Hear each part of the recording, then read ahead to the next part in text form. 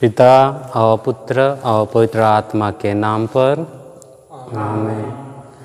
क्रिस्त में मेरे प्यारे माता पिताओं और भाई बहनों, आज वर्ष का 23वां सामान्य इतवार है और आज के ही दिन 5 सितंबर को हम संत मदर तेरेसा का पर्व मनाते हैं।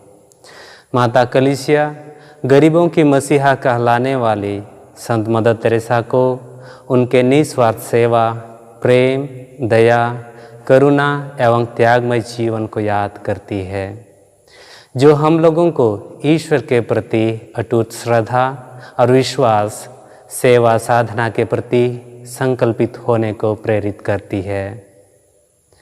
आज के सुसमाचार में हम यह सुनते हैं कि यीशु एक गूंगे बहरे व्यक्ति को चंगा करते हैं।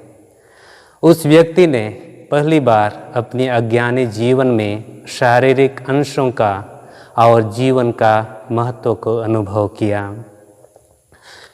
यीशु ने इस गूंगे बहरे को क्यों चंगा किया?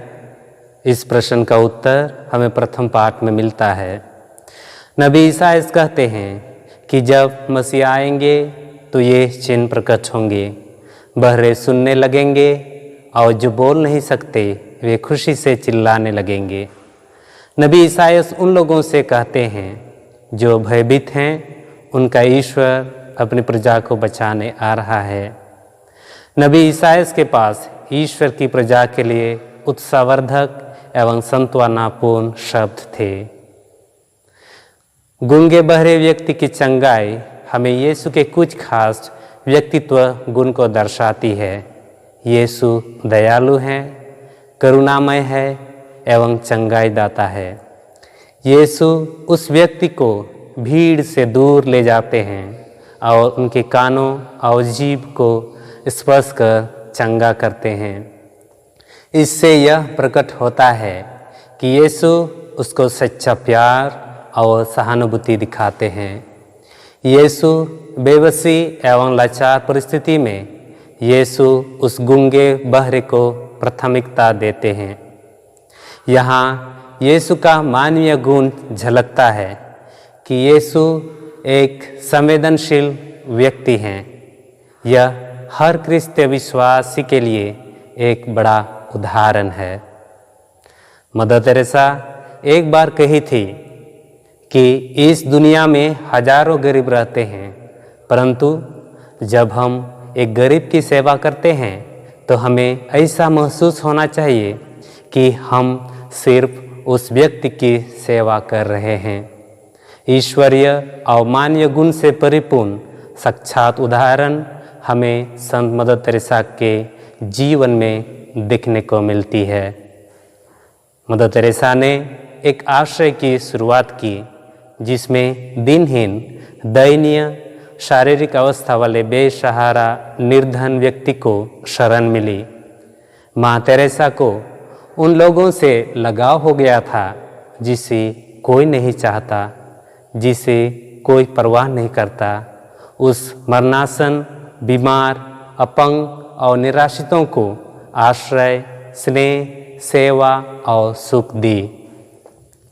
मदर तेरेसा के साथ उनकी धर्म बहनें मिलकर कोलकाता की गलियों तथा फुटपाथों पर दम तोड़ते बेसहारे लोगों को निर्मल हृदय ले आती, उनके घावों को प्रेम से धोती तथा मलहम पट्टी कर दवा देती थी, उनके लिए बिस्तर का प्रबंध करती और अंतिम सांस तक स्नेहपूर्वक उनकी सेवा करती।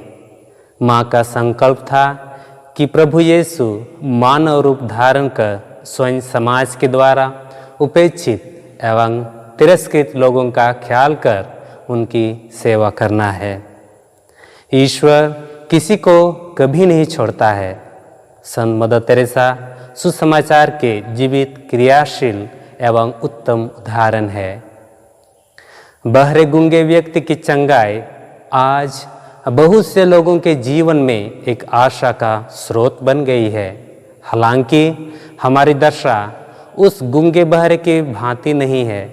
हम शारीरिक रूप से गूंगे और बहरे तो नहीं हैं, लेकिन हम आध्यात्मिक रूप से इस कदर हो जाते हैं क्योंकि हम एक मन होकर पूरे हृदय से प्रार्थना नहीं कर पाते और न ही हम ईश्वर से बात कर सकते हैं और न ही हम ईश्वर की वाणी सुनते हैं।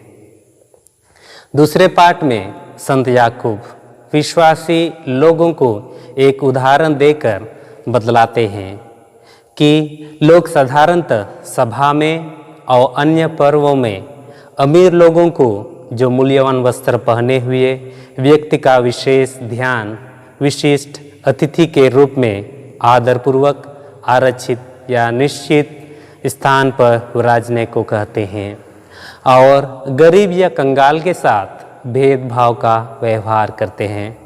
इस प्रकार उच्च नीच का व्यवहार से हम अपने गूंगेपन और बहरेपन को दर्शाते हैं। लोगों में हम ईश्वर के संतान की गरिमा को न देखकर न समझकर मन में भेदभाव और गलत विचार लाते हैं। इस परिस्थिति में हम क्या कर सकते हैं? इसका समाधान हमें आज के सुसमाचार में मिलता है। हम भी उसी गूंगे बहरे व्यक्ति के समान भीड़ से कहें दूर यीशु के पास जा सकते हैं और उनके प्रेम और शांतिपूर्ण सानिध्य में कुछ समय बिता सकते हैं और आध्यात्मिक चंगाई प्राप्त कर सकते हैं। आज का सुसमाचार हमें निमंत्रण दे रही है कि हम यीशु को अपने आध्यात्मिक जीवन को छूने का अवसर दें, जिससे हम ईश्वर की प्रशंसा कर सकें, उसकी वाणी को हर पल सुन सकें। जिस प्रकार संत मदर तेरेसा ने प्रभु की वाणी सुनी और आध्यात्मिक चंगाई के लिए गरीबों की सेवा के लिए आगे आई और यीशु हमें उस व्यक्ति के समान अकेले और व्यक्तिगत रूप से मिलना तथा स्पर्श करना चाहते हैं।